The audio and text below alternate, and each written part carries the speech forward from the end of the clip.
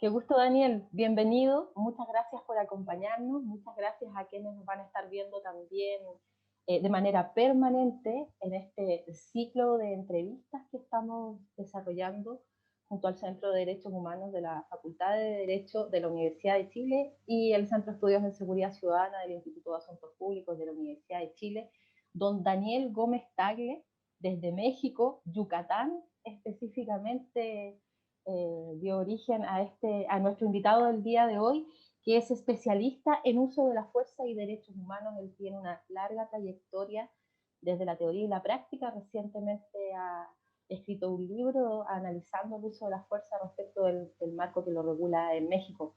Gracias, Daniel. Bienvenido. Muchas gracias a ti, Alejandra, a toda la gente allá en Chile. Un gusto poder compartir. Bueno, Daniel, tenemos muchas preguntas muy complejas. Este tema del uso de la fuerza que aparece tanto en el lenguaje cotidiano, en los medios de comunicación, sobre todo en los últimos años, pero queremos que tú nos puedas orientar, que nos lleves, nos conduzcas a comprender a todos y a todas qué debemos entender cuando se habla de uso de la fuerza. Particularmente pensando en el contexto de la actuación de las policías, pero oriéntanos por favor a qué se refiere esto y por qué a veces se habla de fuerza letal, ¿verdad? O de uso legítimo de la fuerza. ¿Cuáles son las diferencias? ¿Qué es lo que importante debemos saber de todo esto? Bueno, lo primero que debemos de considerar desde mi perspectiva es que muchos de esos conceptos y muchos términos que se utilizan para el desarrollo de protocolos y estrategias no son latinoamericanos, son americanos.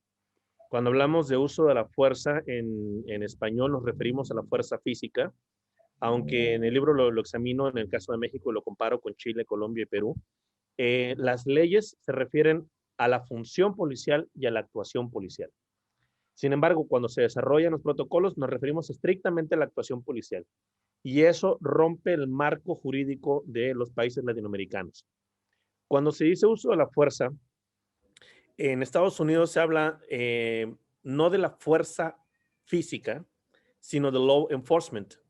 Y en algún punto en los 60, 70 se traduce de manera incorrecta y se empieza a interpretar como la fuerza que hacen los policías. Por eso es que en Estados Unidos hay una evolución del modelo policial que en estos momentos está llegando a una fase de supervisión externa. En tanto, Latinoamérica sigue discutiendo cómo hacemos que la policía funcione, porque durante todo este tiempo hemos olvidado que hablamos de la función y de la actuación como una sola cosa cuando en términos jurídicos son distintas. Entonces, sí, mi primera reflexión es, tenemos que aprender a hablar de la fuerza pública en español latinoamericano. Seguir usando los términos americanos va a seguir manteniéndonos en un círculo constante como hámsters en una ruedita dando vueltas en el mismo y no sabemos cómo escapar de ella porque en realidad estamos atrapados en un lenguaje que no es nuestro. Entonces, ¿qué es el uso de la fuerza? ¿Es la actuación de la policía en la calle, lo que vemos los ciudadanos y ciudadanas todos los días? ¿Es el deber ser de la policía, la función que debieran cumplir? ¿Cómo estas dos cosas dialogan entonces? Hablamos de la función ontológica y deontológica. Y eso es muy importante porque prácticamente en todas partes el primer nivel de uso de la fuerza es la presencia de la gente. Es decir, desde que el policía se presenta a un escenario o interactúa con una persona, ya existe uso de la fuerza. Y esto es una constante en toda Latinoamérica. Luego estamos hablando de la función ontológica del policía, es qué es lo que debe ser el policía. Y en el momento en que el policía tiene contacto con la persona, pasa la función deontológica. Entonces, hablamos de un solo concepto que insistimos en mantenerlo separado. Insistimos en evaluarlo como si el sujeto que porta el uniforme es distinto al uniforme en sí mismo como una representación del Estado que faculta a la violencia a esa persona. Y nos concentramos en que no haya la violencia cuando la realidad es que la policía existe porque la violencia es necesaria para el Estado. El problema es que tiene que ser fundamentada esa violencia. Y estamos tan metidos en ese que nos olvidamos que el primer nivel reconocido es la presencia. Ya se hace uso de la fuerza y los discursos, particularmente en México en este momento, dice, no vamos a hacer uso de la fuerza, pero tenemos 400,000 policías, 50,000, 70,000 de ellos son militares disfrazados de policías, ¿no? Entonces, esos conceptos chocan en el discurso con la realidad operacional. Y entonces cuando se habla de uso de la fuerza letal, claramente la sola presencia de la policía no implica letalidad. ¿Cuándo ese uso de la fuerza lleva asociado el adjetivo letalidad? La letalidad, de acuerdo a la Comisión Interamericana de Derechos Humanos, y luego hay otro texto también que lo ratifica la Corte Interamericana en el caso de San Salvador Atenco, precisamente para México, no está vinculada específicamente a un objeto. Las leyes insisten en que la letalidad está vinculada intrínsecamente a las armas de fuego. Y los protocolos, el protocolo chileno, los protocolos también de Colombia, el de México, insisten en regular cómo se hace uso del arma de fuego. La letalidad requiere 3 elementos y esto está reconocido en el reporte 2015 sobre el uso de la fuerza, de la Comisión Interamericana, perdón. Tenemos qué se usa, cómo se usa y en quién se usa. Un arma de fuego por sí misma no es letal. Hay casos en cualquier país, dialogando con cualquier policía, vas a encontrar casos en las redes donde los policías disparan a las piernas del sujeto para detenerlo sin comprometer su vida. Es decir, los policías intentan salvar a la persona. Y ese objetivo está antes y en un nivel jerárquico legal sobre la letalidad. El objetivo es que sobreviva, nos encontramos antes del objetivo que muera. Por eso yo en mi modelo propongo que cambiemos el uso del concepto menos letal, que es estrictamente comercial americano, less lethal, por un concepto propio del sistema jurídico latinoamericano. Y ese concepto es, el que yo propongo es fuerza epiletal. ¿Cuál es el objetivo de la fuerza?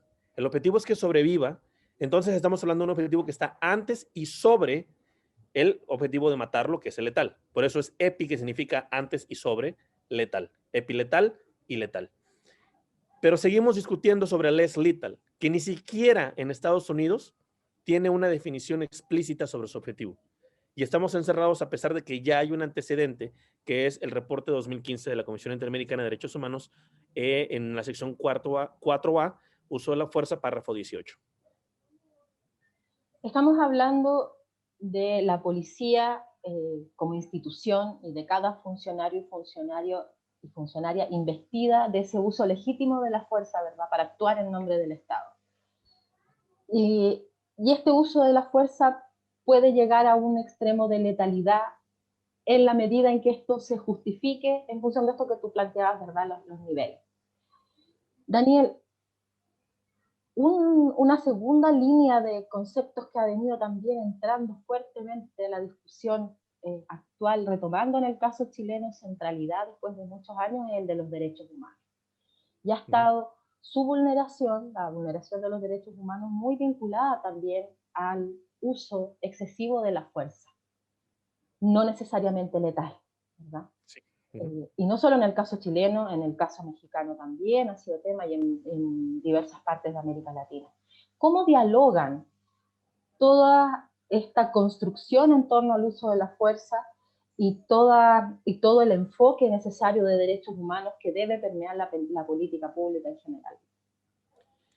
Tenemos, por alguna razón, el discurso político, tanto en Chile como en México, como en Colombia, el discurso político no logra comprender de qué se tratan los derechos humanos. Se comprende que existe una obligación internacional para garantizarlos y se habla y se hacen muchos programas y muchos planteamientos para garantizar los derechos humanos. El problema es que esos derechos humanos les son negados a los policías. En el caso reciente de México, en Tulum, donde los policías matan a una migrante salvadoreña, pasó también, se llama Victoria Salazar, pasó también en febrero en Guatemala con Luis Solórzano.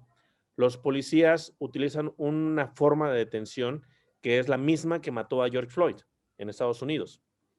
Lamentablemente, Alejandra, y te lo digo desde mi experiencia con policías que he podido participar en muchos países, a los policías se les enseña mediante una tortura controlada.